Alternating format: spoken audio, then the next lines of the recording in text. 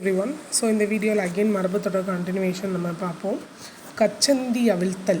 கச்சந்தி அவிழ்த்தல்னா பொய் மூட்டை அவிழ்த்தல். கடன் கட்டாய் பேசுதல்.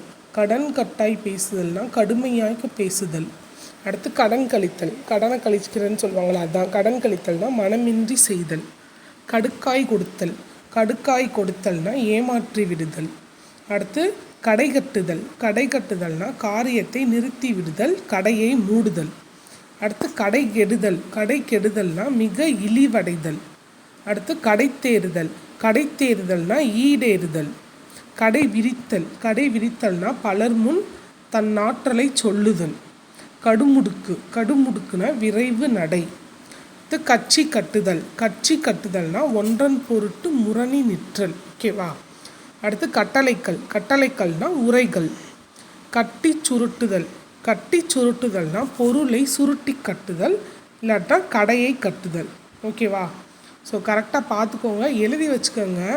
கண்டினியூஸாக நீங்கள் எழுதி வச்சிட்டிங்கன்னா நீங்கள் ரிவிஷன் பண்ணும்போது ஈஸியாக இருக்கும். Thank you so much.